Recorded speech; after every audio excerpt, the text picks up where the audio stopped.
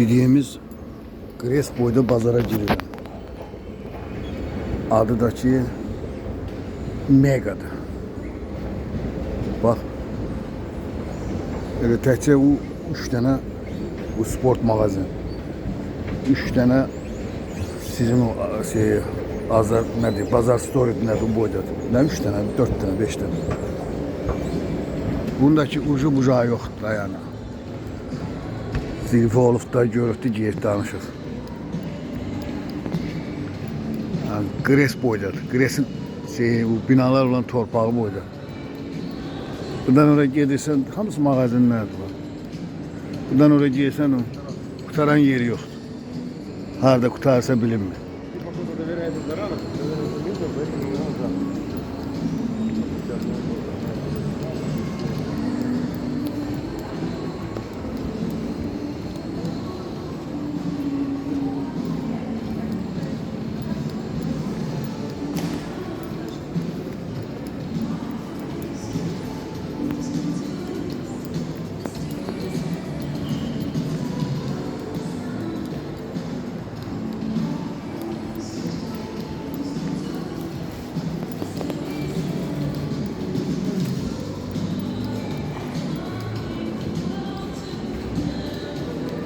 Hələ ki giyirəm.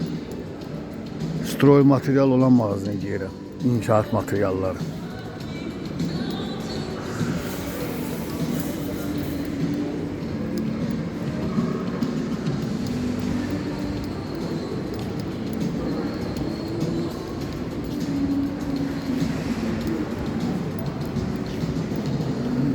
Ben harda gene ucuca bilinmir, harda kurtarırsa. Bu texnika mağazinidir. Televizor, telefon zadlar, şimdi texnika, məişət əşyalar deyirlər də. Elə sizin bazar story buydadır.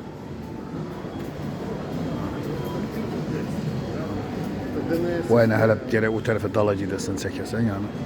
Bazar storiesdən yekət. Elə bu da elə. Bu da şeydir. Bu da elə məişət əşyalar zaddır. Yani içeri giysen onun dalı zadı o yandadır hardasa. Gedirəm gene. Ne deyirlər ona? Stroy material olan mağaza.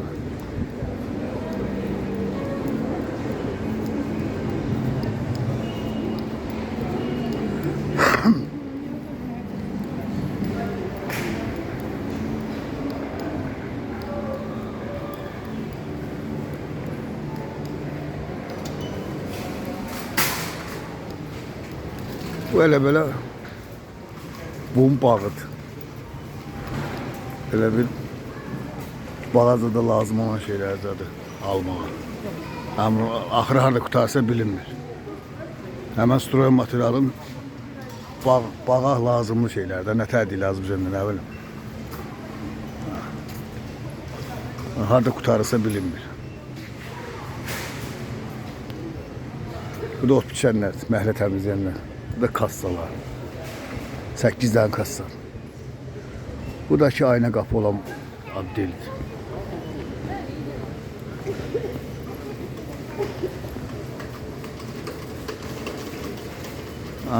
Bu çeymetten kurtarasıydı yani. Böyle gelsen bilmişsin ki harda kurtarır.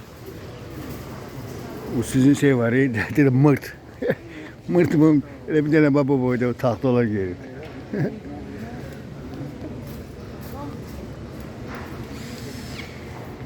Texnikadaki ne kadar istesen. Instrument hayatı yani. Ne bileyim de bunun arasını çeşimi. Yani bu böyledir.